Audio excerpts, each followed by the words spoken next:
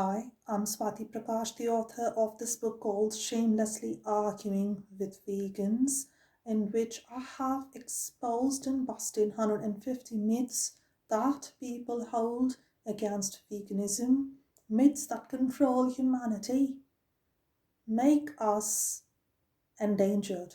Yes, we are in danger of extinction.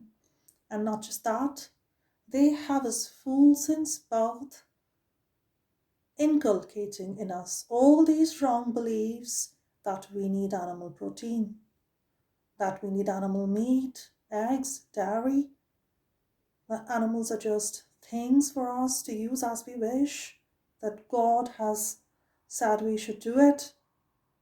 All of these big lies need to be exposed now. We all need to wake up because it is our right to know the truth.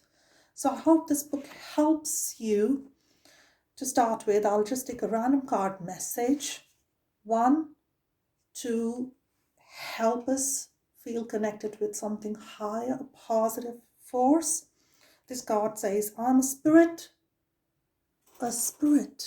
having a human experience. I'm here to experience love, to get closer to love, a spirit having a human experience. How often we fool ourselves into believing that we are here to just belong to the human community, to love only each other as humans, and this has led to speciesism. But think about us as energy beings, and we know that the same energy that is in us, the same emotional energy, fear, love, pain, sorrow, difficulties, troubles, and happiness can be experienced equally by a pig or a cow, a goat, a sheep, a bird, like a chicken or a turkey, or a swan or a duck.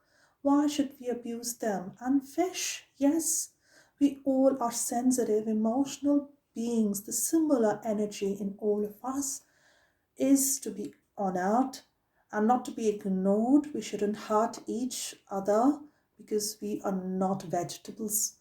Now, let us see what is the argument of the day.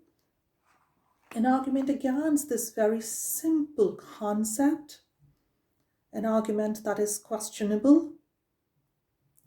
So, there is an argument 108. 108 says it is the cycle of life. Existence, life and death, two sides of the same coin.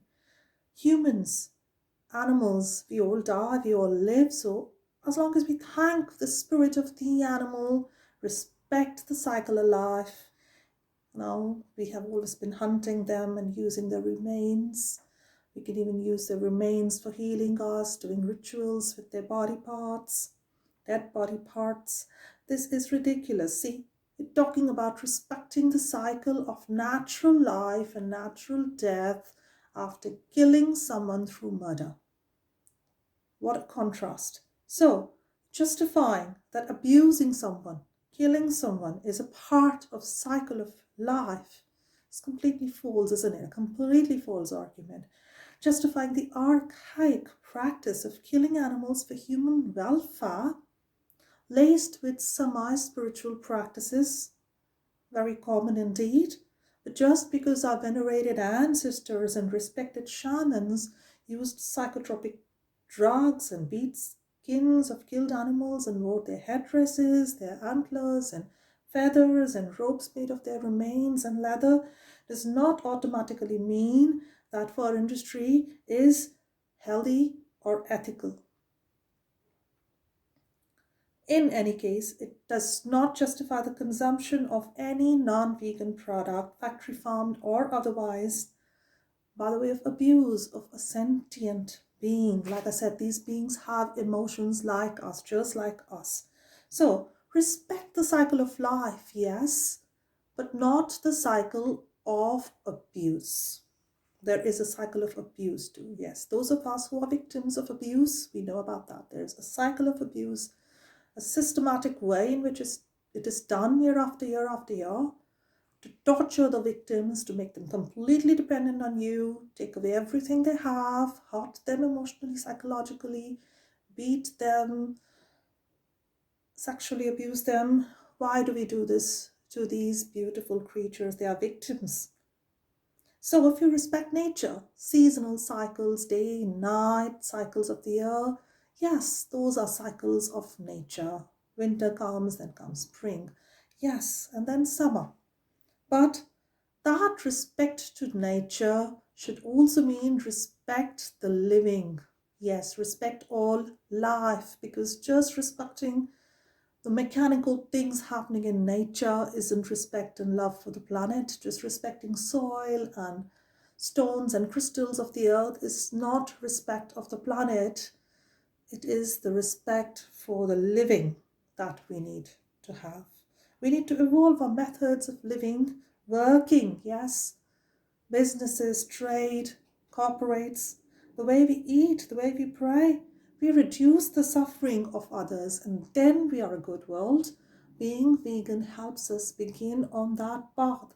So, even if we are not 100% successful in our quest to not harm someone, at least you can try to make a beginning. Veganing is that beginning. The least you can do is to be against the unnecessary slaughter, hell, and breeding of animals. We don't need to do that. We don't have to do it. We can be very happy being vegan. We can be healthy, live longer, be smarter humans, and get a planet to live on. Do we need to cause climate change? Devastating our earth, ruining all our trees just to keep all these billions and billions and billions of animals as victims year after year in cages and farms? Come on, we can do better than this. Let us go vegan right now.